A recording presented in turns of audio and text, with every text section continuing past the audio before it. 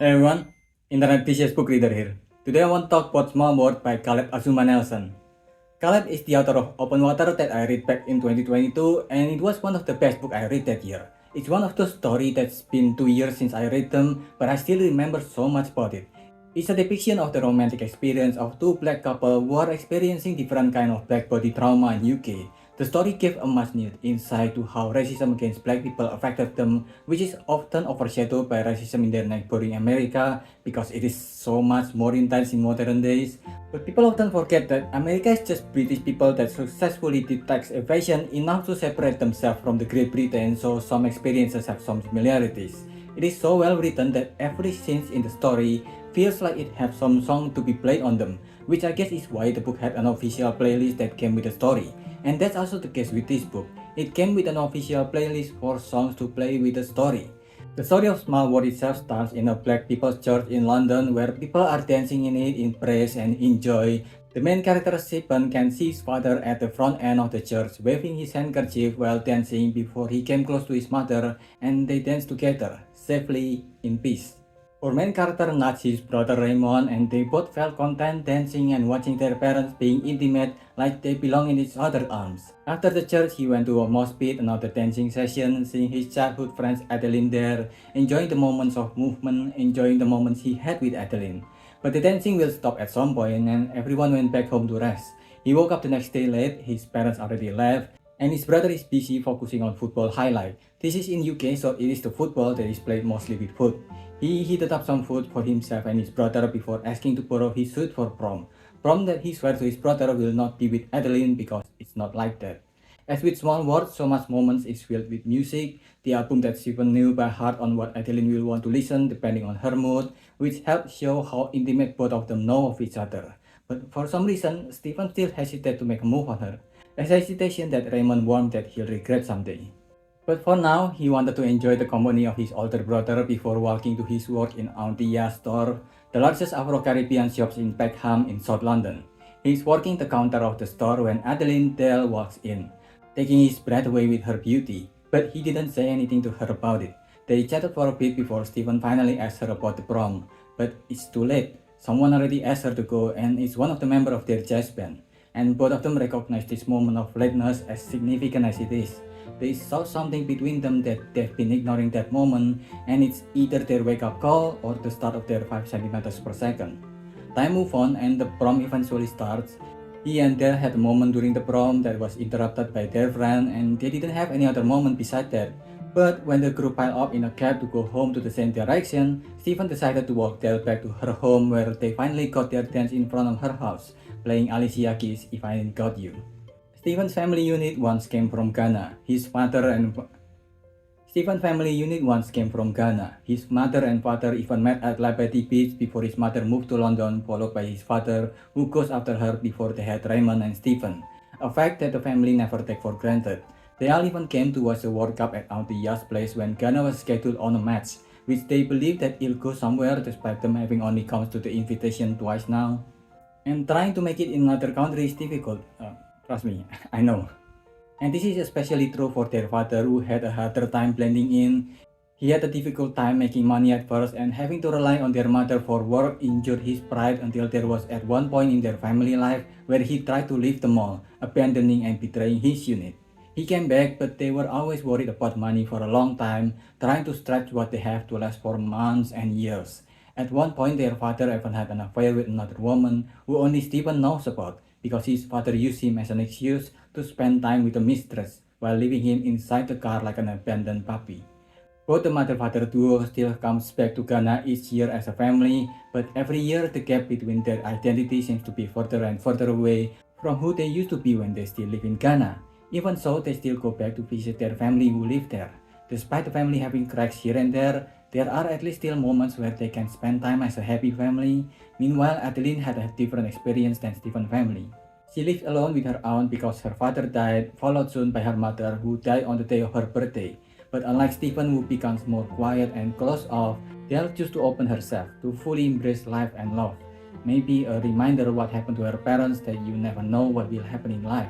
She usually visited her family on her holiday along with her aunt, but today she chose to spend it with Stephen, inviting him back to her place where they spend the night together. A lot of the story is about space, a word that may be repeated the most often in the book.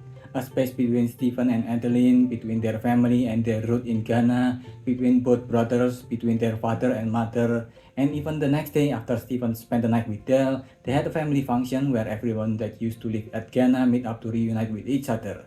We see the space between who Stephen's father is in action and how he wanted others to view him as by talking to his own son during the gathering. Small word storytelling is not as good as open water. It still has some of the writing style used in open water where there are always music involved in the storytelling as I mentioned, but there are a lot of sections here where it feels like it's just listing song names in a row over and over again. Stephen feels this type of emotion, or it's just like this song title and that song title or this song title. Both of them are a party, or here's a list of a few songs listed as a part of the story, and a lot of this feels redundant, especially when it was done close to each other in the context of the story. But it's not as bad as to make the story not worth reading at all. Most of it still fit narratively because both Stephen and Adeline like to music so much that they wanted to go to music school so they can further continue playing music in their life. That's why they listen to so much music to learn more about the songs made and how it was made.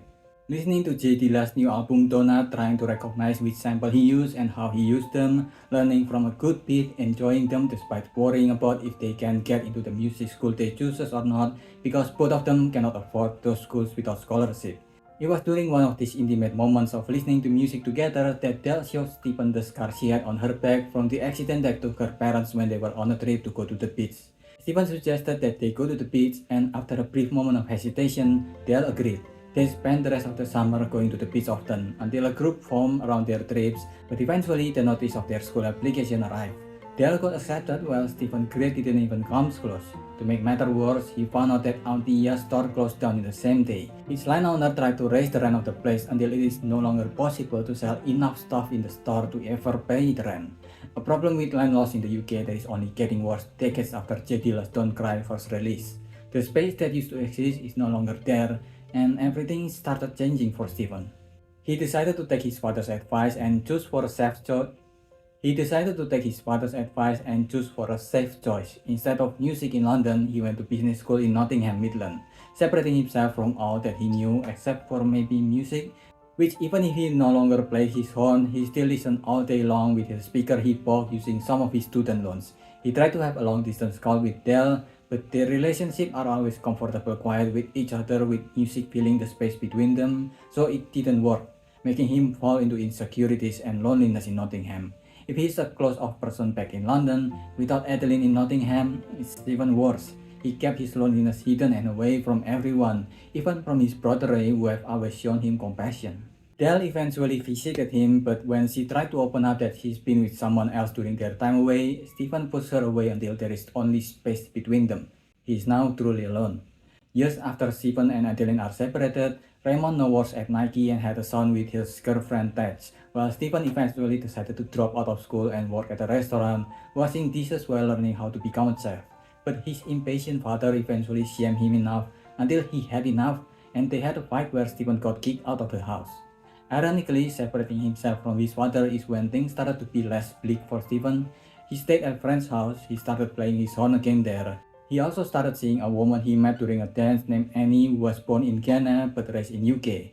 But at this point, the murder of Mark Dugan by 3 British police happened during this time, and the police tightened the security around the city, making it difficult to go anywhere. But he managed to visit his brother's house where he convinced him to go to the family's barbecue. He went and just got further disappointed by his father.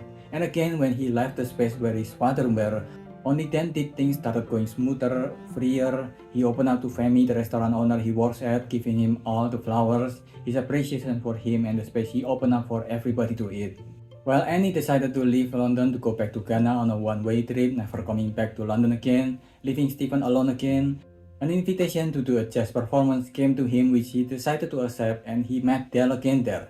They reconnect, and he even started making plans to go to Ghana with his mother so he can see what she sees through her eyes each year she decided to visit her home country. But eventually, things started to force him to have to reconcile with his father, and maybe with the death of his mother as the catalyst, both of these heart-shaped men can soften themselves a little bit so there are space for each other in their life as a family.